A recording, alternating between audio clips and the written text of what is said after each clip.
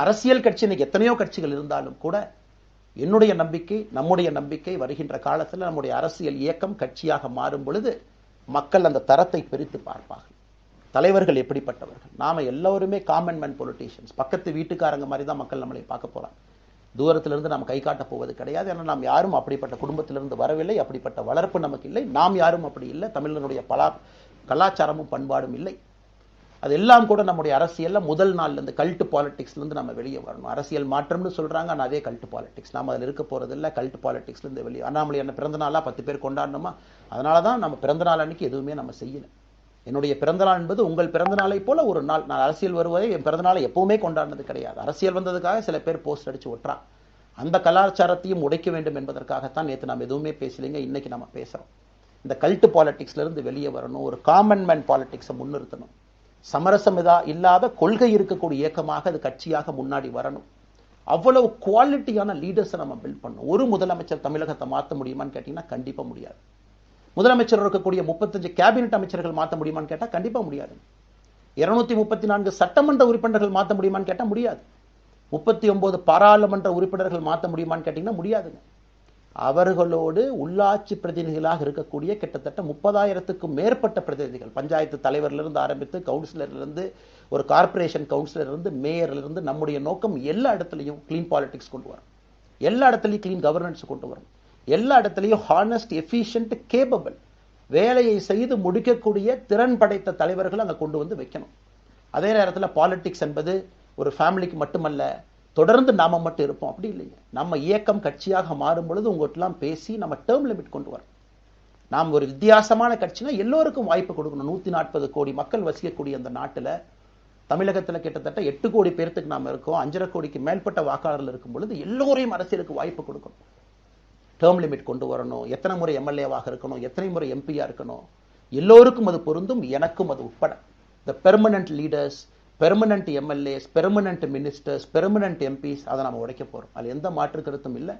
அது என்னை ஆரம்பித்து முதல் மனிதனாக இந்த இயக்கத்தில் இணைத்துக் கொண்டிருக்கக்கூடிய என்னை, ஒரு சாதாரண ஒரு மனிதராக என்னை ஏற்றுக் கொண்டிருக்கக்கூடிய ஒரு காமன் மேன் என்னை ஆரம்பித்து எல்லோருக்கும் இது பொருந்தும்.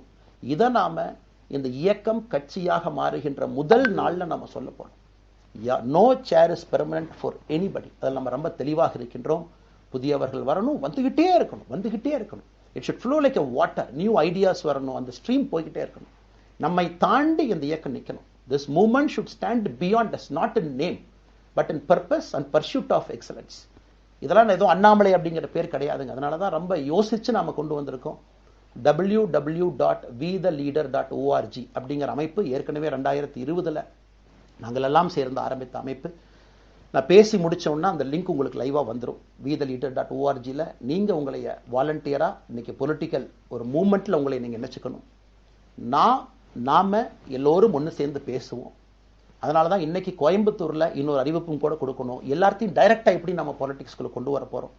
APJ Abdul Kalam centre for ethics and politics, APJ Abdul Kalam ஐயாவுடைய பேரில் கோயம்புத்தூர்ல வீத லீடர்ஸ்க்கு கீழே நாம பாலிடிக்ஸ்ல எத்திக்ஸ்க்காக ஒரு சென்டர் ஆரம்பித்து வருகின்றவங்க எல்லாமே இதுக்குள்ள ட்ரெயின் ஆகி தான் வெளியே வருவாங்க. உள்ளாட்சி தேர்தலில் நிற்கிறாங்க, they will get trained, come and stand in local body election. MLA election நிற்கிறாங்க, they will get trained, they will come and stand in election. அவங்க எங்க நின்னாலும் கூட ஒரு ப்ராசஸ்ல நாம் அவங்கள ட்ரெயின் பண்ணி, அவங்கள ஷேப் பண்ணி, ஒரு கம்யூனிட்டியினுடைய நீட்ஸ் அண்டர்ஸ்டாண்ட் பண்ணி அரசியல் செய்யக்கூடிய மனிதர்களாக நாம் அவங்கள கொண்டு வர போறோம். நாம் யாருக்கும் போட்டி கிடையாது. ஆளுங்கட்சி இருக்கு, நிறைய எதிர்கட்சி இருக்கு, எல்லோரும் இருக்கட்டும், சந்தோஷமா இருக்கட்டும், அவங்கவுங்க கொள்கையை சொல்லட்டும். நம்முடைய கொள்கையும் வருகின்ற காலத்தில் நம்ம எல்லோரும் இணைஞ்சு நம்ம கொள்கையை சொல்ல போறோம். இன்னைக்கு நான் ஏபிஜே அப்துல் கலாம் ஐயா அப்படிங்கிற பேரை உங்க முன்னாடி சொன்னதுக்கான காரணம் என்னன்னா, அவரை நான் மாணவனா பார்த்திருக்கிறேன், ஐபிஎஸ் அதிகாரியா பார்த்திருக்கிறேன், கேள்விகள் கேட்டிருக்கேன், லைவா அவர் பேசுனதை கேட்டிருக்கேன். அவர் சொன்ன அத்தனை கான்செப்ட் இன்னைக்கு நமக்கு எப்ப பொருந்தோம், இன்னைக்கு பொருந்தும். எப்பவோ சொன்னார் விஷன் 2020, எப்ப சொன்னாருங்க? 2020. நம்ம 2020 2000 சொன்னார். நாம அந்த கோல் போஸ்ட் அப்படியே மாத்திட்டோம். அது மட்டும் இல்லை, அன்னைக்கு சொன்னாரு கிராமப்புறத்திலிருந்து நகரத்துக்கு யாரும் போகக்கூடாதுன்னா புறா providing urban amenities and rural areas, கிராமப்புறத்தில் அவ்வளவு ஃபெசிலிட்டியை கொண்டு வரணும்.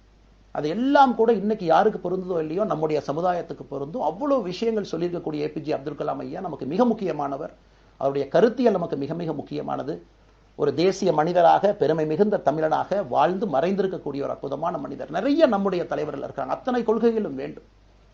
ஒரு ஐடியாலஜி பார்த்தீங்கன்னா ரைசஸ் அண்ட் ஃபால்ஸ். எந்த ஐடியாலஜியும் பெர்மனன்ட் நான் பிடிச்சிருப்பேன். கம்யூனிசம் 100 ஆண்டுகளுக்கு முன்பு எப்படி இருந்த ideology, for right movements, for left movement, centrist movement, liberal movement, ஒரு அரசியல் சரித்திரத்தை பார்க்கும் பொழுது அந்த ஐடியாலஜி தன்னைத்தானே மாற்றிக்கொள்ளவில்லை என்றால், அடுத்த தலைமுறைக்கு தேவையான வசதியை செய்து கொடுக்கவில்லை என்றால், அது எந்த ஐடியாலஜியாக இருந்தாலும் அது அழியும் என்பதுதான் காலத்தினுடைய கட்டாயம். நம்ம பார்த்துக்கிட்டு இருக்கோம்.